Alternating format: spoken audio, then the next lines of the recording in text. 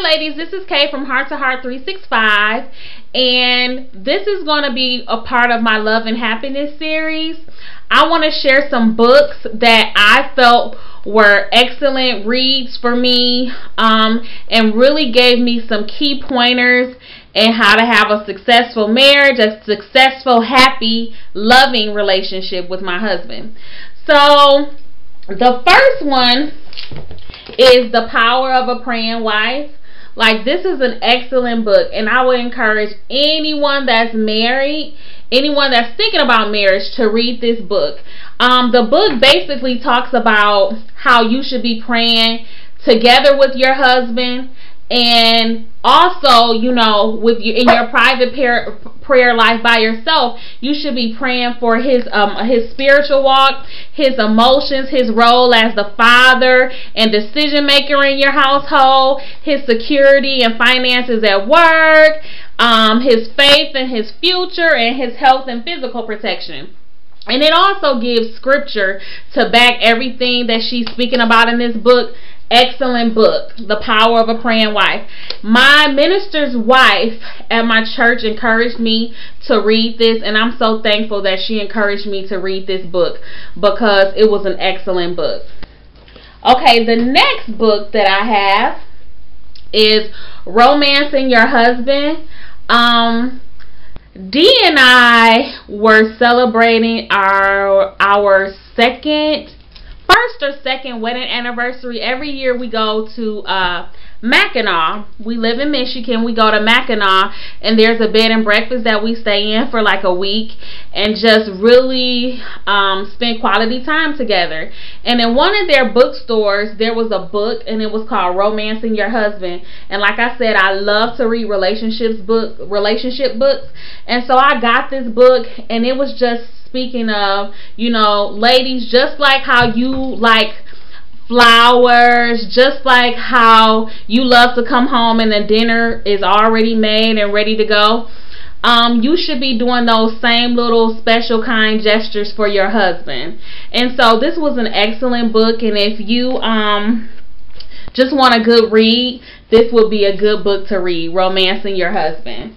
The next book, Sex Begins in the Kitchen. The title is a bit risque, but the title is very deceptive to me. The book is really about how your husband and you should be doing things so that you both will feel fulfilled in your marriage or relationship, whatever it is. One instance was how this wife was so tired throughout the day, and by the time, you know, evening came, she didn't want to have sex. She was mentally and physically exhausted. So just her husband doing the small gesture of washing the dishes and putting the kids in the bathtub and making sure they were all set to go, that was like a huge plus for their marriage and their relationship. So this is called Sex Begins in the Kitchen. Actually, I had to order this through Barnes & Noble. It was all sold out. But this is a great book, and I actually went with my girlfriend. One of my girlfriends, she encouraged Dee and I to come to her church's marriage enrichment class, and her minister was speaking a lot about this book, and so I felt like I really should get it to read it for myself. I'm glad that I purchased this book. Like I said, I have a lot of relationship books. I love relationship books.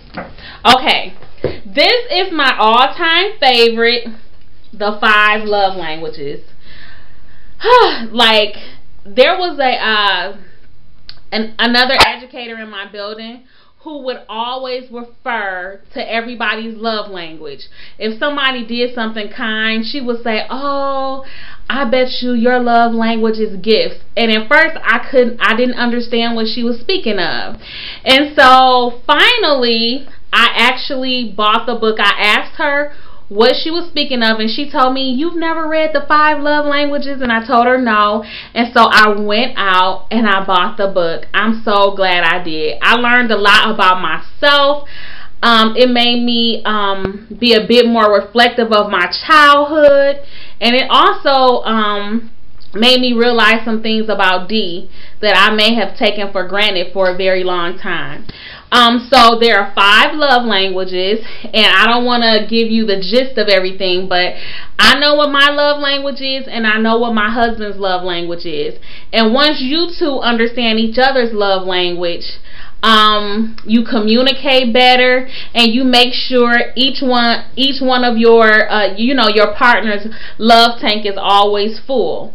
And I have to say, reading this book, it really helped us out a lot. Also, I bought D, the 5 love languages, the men's edition, and as you can see, he has read it, and he bookmarked some things. I know D's love language. His love language is words of affirmation. His first one is actually gifts. His primary is gifts, and his secondary is words of affirmation. So I have to be conscious daily that I need to be saying things to affirm who he is. And when I'm out and about throughout the day, on the weekend, and I see a little token that I think he may like, I purchase it, and I give it to him at the end of the day. Hey, I was out and I thought about you. I know you like this. Or if I'm out with my girlfriends, because we generally always go to Starbucks for coffee just to catch up and talk, I'll get him a little treat. My husband, he loves sweets. D loves sweets. So I'll get him a little token. Or if I'm out shopping, oh, I think D would really love this shirt or this tie. I purchase little small gifts for him because that's his love language. That's how he feels and knows that I love him, through gifts and words of affirmation. My love language is touch and quality time. So if we're spending time together, I feel loved. If he's touching me, and it doesn't have to be anything sexual, holding hands, a hug, a kiss, a wink, those are my love languages. And so as a child, when I was reflective about my own childhood, my mom was a hugger and a kisser. And so I understand now why that's my love language. Quality time. I spent a lot of time with my family growing up, so I understand now why that's one of my primary love languages. So just stopping in just to give you all some information about some of the books that were very important in my relationship with D starting out, and these books are still very beneficial to us in our relationship. And actually I'll be back on to talk about a love and happiness series, a love and happiness topic rather, that I want to do about fighting fair. I'm going to give my whole spiel, and then D will be back to give his spiel about fighting fair and being in love and being happy, because you and I both know that you're going to have disagreements in a relationship, but you have to know how to communicate how you're feeling without being judgmental and being threatening and using words that you'll never be able to take back. So thanks for watching. If you like the video, please rate and subscribe. Peace.